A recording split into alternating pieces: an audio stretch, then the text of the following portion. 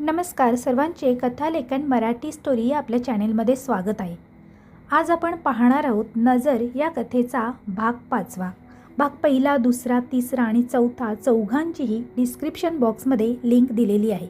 आणि याआधी जर तुम्ही चॅनेलला सबस्क्राईब नसेल केलं तर अशाच कथा पाहण्यासाठी नक्की चॅनेलला सबस्क्राईब करून घ्या।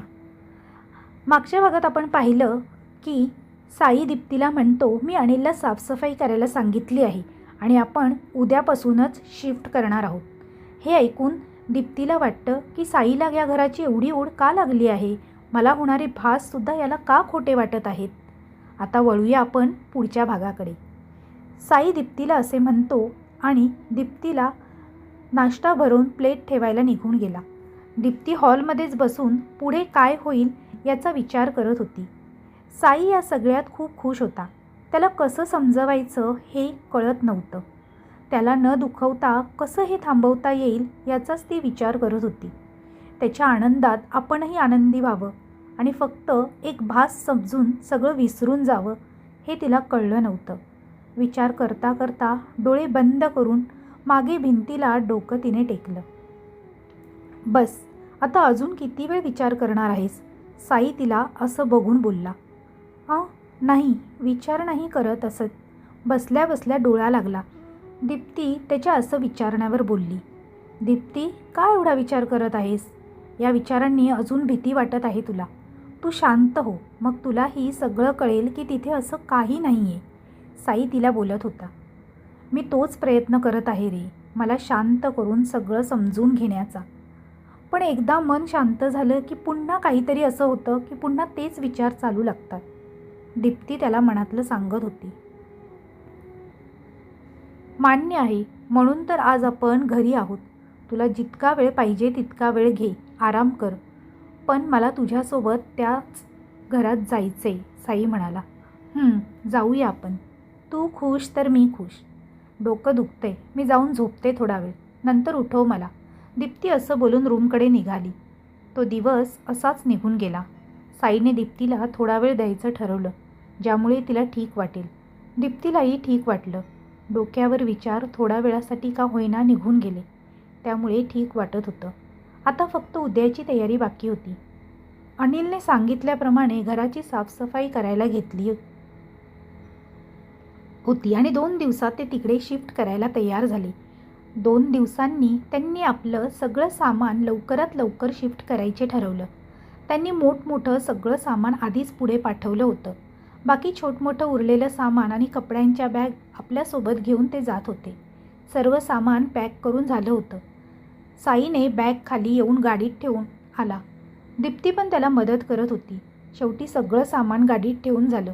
साई हात झाडत बोलला, हो, आता आपण पण निघूया, तिथे आपली वाट बघत असतील सगळे।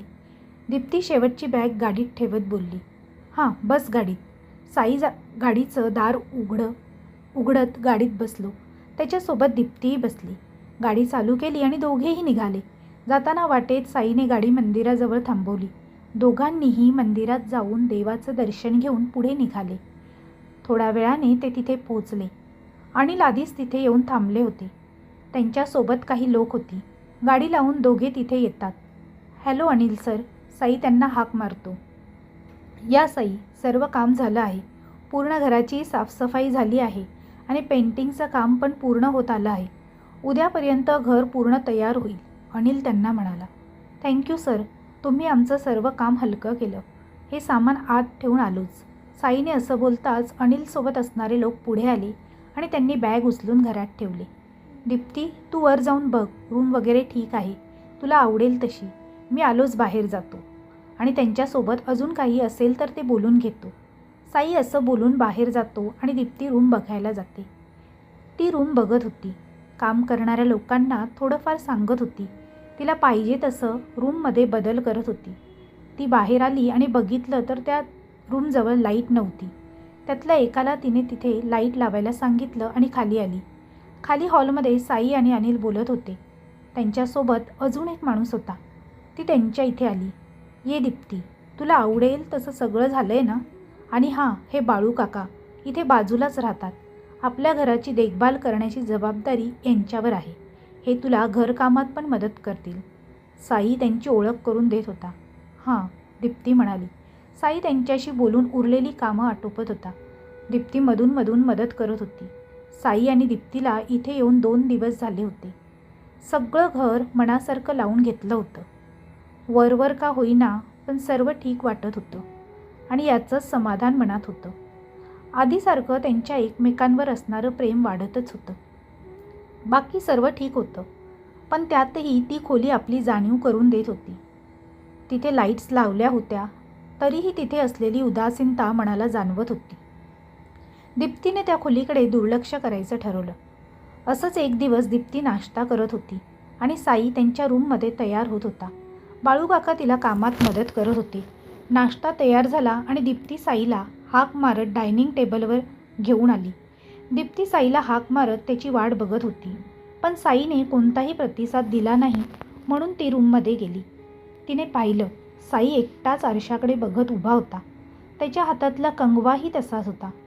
त्याचं लक्ष कुठे दुसरीकडेच हरवलेलं. ती हळूच त्याच्या मागे आली आणि जोरात फटका त्याच्या पाठीवर मारला. तसा तो तंद्रीतून बाहेर आला आणि जोरात ओरडला, काय यार दीप्ती, किती जोरात मारलंस हां? मग काय करू, तुझं लक्ष नव्हतं, किती वेळ हाक मारतीये, शेवटी आली वर, तर तू इथे आरशात टक लावून बघत होतास. एवढं तर मी पण नाही बघत कधी, दीप्ती त्याला चिडवणीच्या स्वरात बोलत होती. हां, काय माहीत, पण तंद्रीच लागली होती असं वाटते, की कोणीतरी बोलावतंय मला आतमधून. साई आरशाकडे बघत बोलला. बाजूला सरक बघू, कोण बोलवते? कोणी तर नाही आहे आत, दीप्ती त्याला बाजूला करत बोलली. दीप्ती, आता मस्करी करू नकोस हां, साई तिच्यावर चिडत बोलला. अरे मस्करी मी करते की तू? आतून कोणी बोलवतंय म्हणे, कोण आहे आज जे तुला बोलवेल, आणि तू कसा जाणार आत? दीप्ती त्याची मस्करी करत होती. माहीत नाही, पण कोणीतरी आहे, साई तिच्याकडे लक्ष न देता बोलला. असू दे, पण तू आता खाली चल, नाश्ता थंड होतोय आणि आपल्याला निघायचं आहे कामावर, नाहीतर उशीर होईल. दीप्ती त्याला खेचत घेऊन जात होती. दार बंद केला आणि दोघे खाली आले आणि वर त्या रूममध्ये त्या आरशातून एक सावली निघून गेली. नाश्ता करून दोघे आपल्या कामाला निघाले. दुपारी दीप्तीचं काम संपलं होतं, म्हणून ती लवकर घरी जाते. तसं ती साईला फोन करून सांगते. घरी येते तेव्हा घरात बाळूकाका काम करत असतात. ती तिच्या रूममध्ये जाऊन फ्रेश होते आणि खाली हॉलमध्ये येऊन बसते. घरात एकटीच होती, म्हणून वेळ घालवायला पुस्तक वाचत बसलेली. बाळूकाका त्यांचं काम करत होते. थोड्या वेळाने त्यांनी दीप्तीला चहा आणून दिला. बाळूकाका, तुम्ही का चहा आणलात? मी घेतला असता थोड्या वेळाने. चहाचा कप हातात घेत ती त्यांना बोलली. ताई चालेल, आणि आता संध्याकाळ होत आली होती. तुम्ही वाचण्यात एवढ्या गुंग होत्या की मला तुमच्यासाठी चहा बनवावा वाटलं. बाळूकाका तिला बोलले आणि तिथेच थांबले. काही बोलायचं आहे का काका?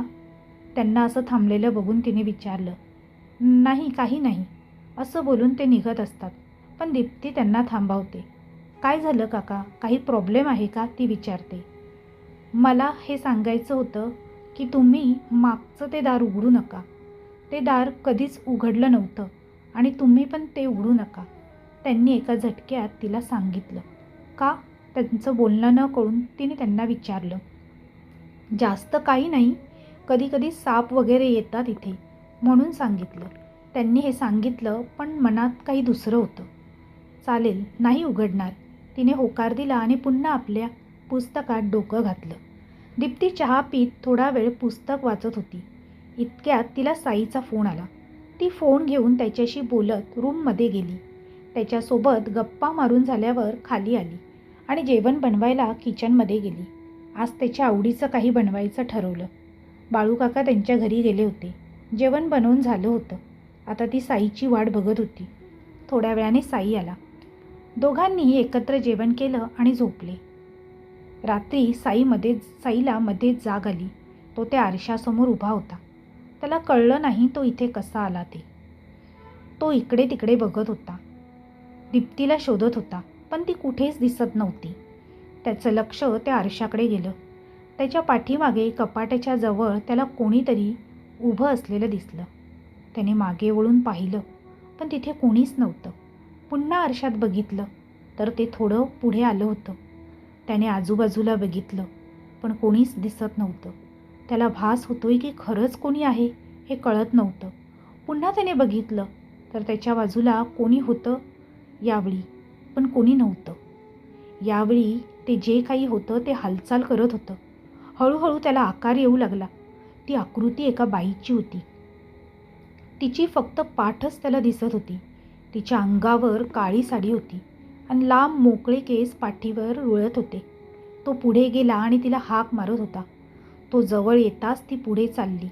तोही तिच्या मागे चालत आरशात गेला. हाक मारत तो तिच्या मागे चालत होता. ती मात्र त्याच्याकडे न बघता पुढे चालत होती. साईला माहीत नव्हतं तो कुठे चाललाय.